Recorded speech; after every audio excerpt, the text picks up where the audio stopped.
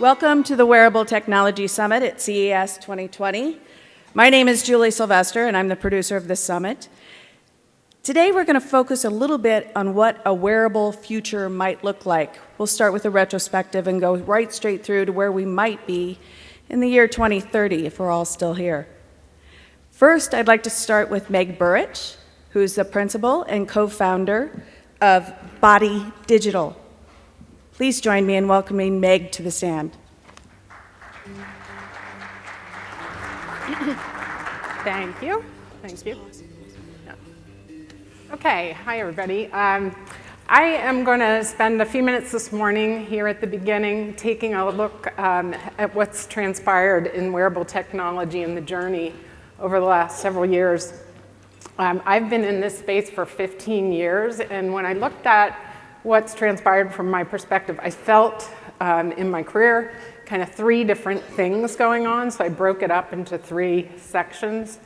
And I thought it would be good just to kind of get a feel for who's in the room and how long you may have been in this space. So if you've been around in wearables for 10 years or more, raise your hand. So some folks, like 5 to 10,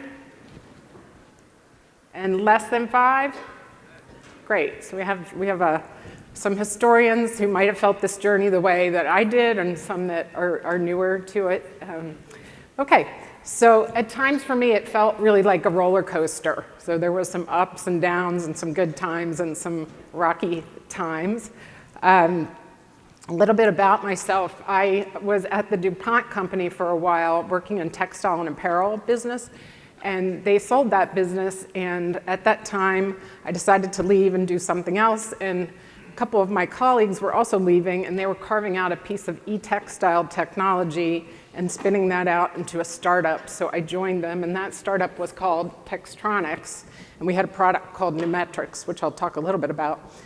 3 years after we started that, in 2008, we were acquired by Adidas and spent 10 years there. And then a couple years ago, I left there and founded Body Digital. It's consulting. I do work for big multinational companies and small startups as well.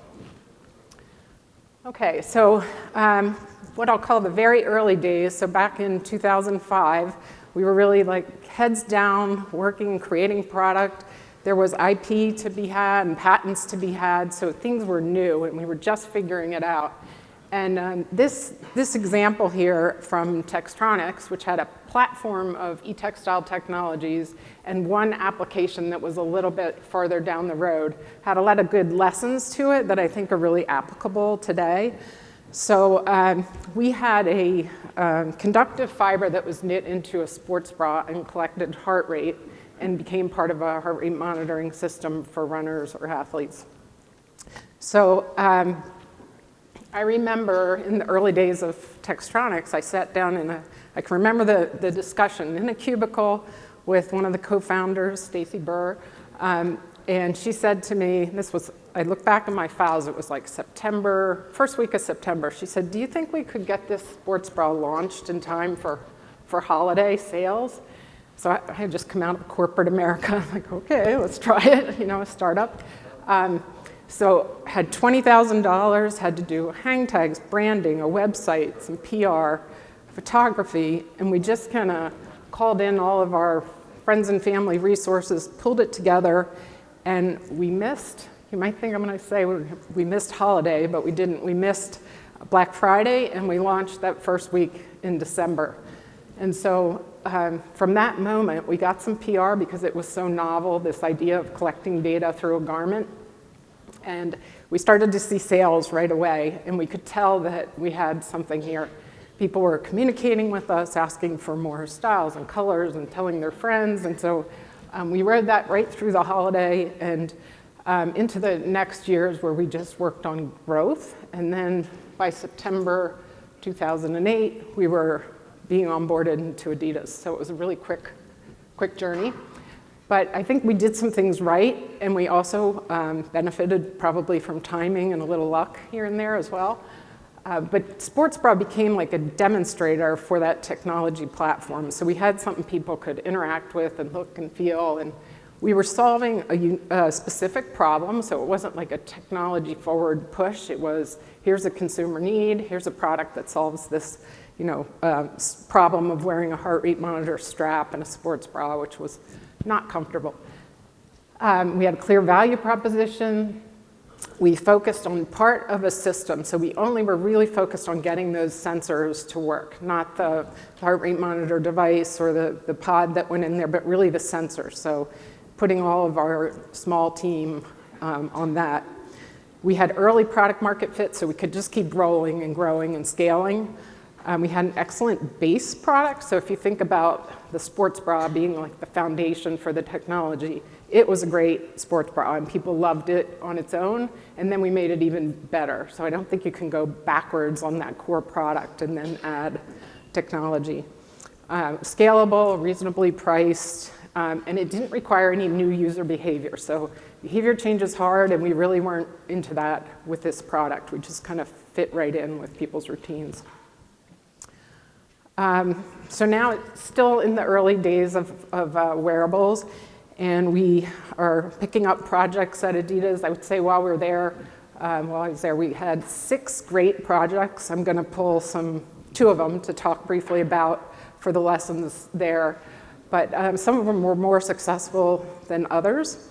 And in the later time frame here is when we were working inside of Adidas, but out in the space, it was just getting super crowded, lots of entries, lots of products coming into the space with this sensor technology. So still though new enough to get patents, IP, and there's 2 products here. I'm going to talk a little bit about elite athlete monitoring system and a consumer running monitor. So this first one, this system had 3 components. One was a jersey, a wearable jersey with integrated heart rate sensors. It also had motion sensors and GPS, and all of that was worn by the player. This system could manage up to 30 players on a team. It had this base station that handled charging and also the flow of data from the athletes back to the coaches and the trainers. And there was a user interface on an iPad, so a coach could see all that data. And I think the key learning here was how complex it is for a small team to bring a system together like this. So I would say you probably can't do it all if you have a small team. If you have a big company that has expertise in all of these areas, fine. But if you have a small company, you have to really find the right partners. And back in the day of this system, there weren't a lot of companies specializing in wearables. But today there really are, and you can piece together a nice collaborative team that has expertise in sensors and algorithms and data processing and the textile production piece. So it's really much more possible to have an ecosystem of players working on a product or complex system like this. I think the other thing that we learned was the continuous investment required. So we had some good investment to start, but technology that changes so rapidly forces you to iterate quickly with the latest components, and you have to keep iterating, and that's expensive. If you have software, people are expecting updates, you have to keep releasing. So you have to get in it and expect that there's going to be development costs ongoing. And I think at Adidas, there really wasn't that understanding of it. And then, the investment didn't continue. The data, storage, security, privacy, who owns the data? Can you work on the data to find the insights? Can you apply ML and AI? And then really think about what is your key advantage in this system that you're bringing to market? Like, what is that technology that you want to focus on? And then how can you bring in partners to complement that? Okay. So this one I love because 2010, this was a system, actually we launched it here at CES, and it had distributed sensors. So if you're a runner, it was an audible coaching system, heart rate-based training. So you had a headpiece, like an earphone with a cord that was attached to a pod at your waist. And then you had a heart rate monitor or that heart rate monitoring sports bra.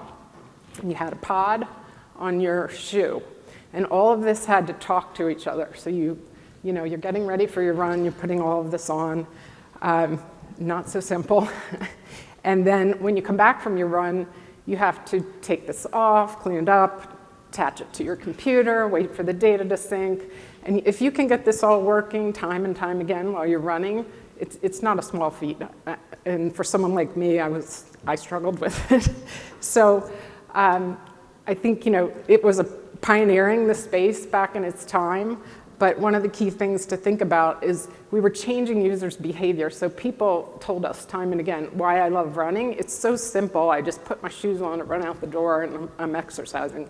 So now we were asking them to put on all of this stuff, and it was complicating that behavior, that routine that they had.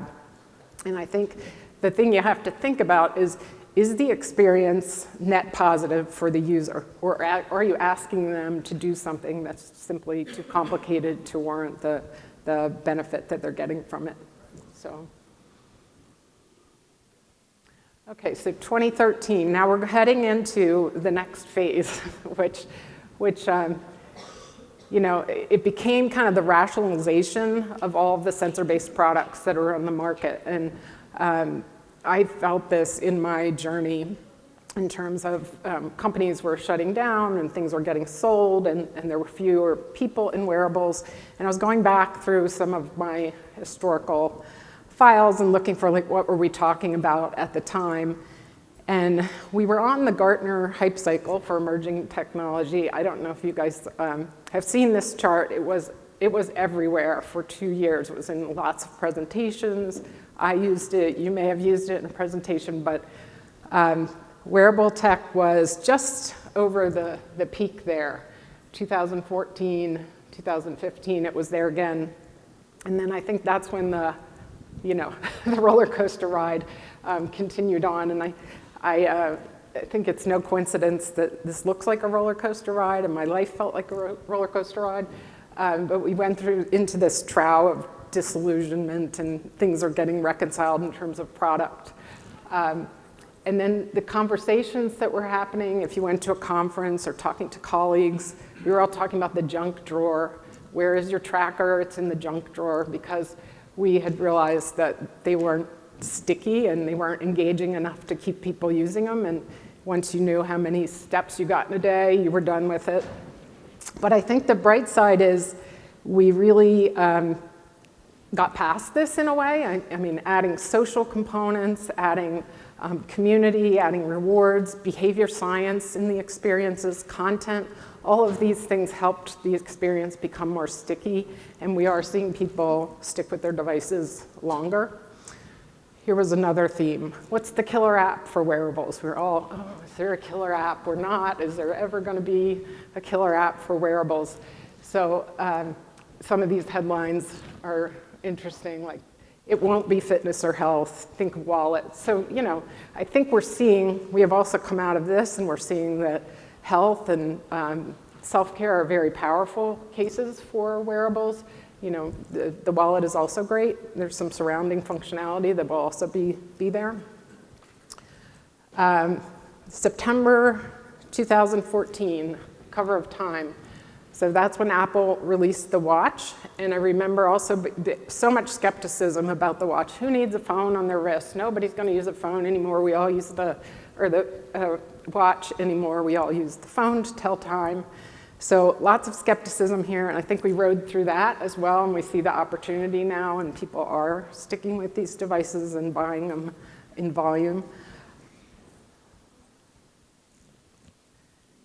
And then another thing happening is that wearables started to take on the definition of wrist device. And so when people talk about wearables, they were just kind of talking about wrist devices, and I think it's so much broader than that, and we have a chance to really keep it broader than that. And so we'll ride through this one as well. So that was the end of the beginning, because now we're entering the second wind for wearables. And I could really feel this as well. All of a sudden, there seemed to be new purpose to wearables in the past couple of years. And so we're on a different trajectory, and I feel more confident and more inspired about where wearables can go in the future than I ever have, because what we're seeing is this health opportunity emerge, or self-care, where people are using these devices. The data is getting better, so it is being appreciated for its value by payers, governments, wellness programs, healthcare providers, and the users. So we're into this phase where we can look at using them for prevention. There are evidence-based interventions, economic benefits. So really, there's a lot more space for us to work here with this opportunity, and wearables can uniquely bring us there. We also have, in contrast to that runner I showed with the distributed sensors, we are all have a lot of ability to do this from the wrist now. So the user experience is much more friendly. We're now challenged with how do we smartly edit what a wrist device can do so that it's giving you unique benefits that only a wearable can bring, and health and wellness really emerging as that core use case. And then beyond the wrist, I'm really excited about all of the opportunities. There's a lot going on with brain sensing and helping people with the mental conditions, environmental response, pain relief, sleep, hearables. So being broader than just a wrist device, I think there's so much possibility and opportunity to do that. So, and that's what we're all here to talk about today and at the show. So that's what I have. Thank you. Appreciate it.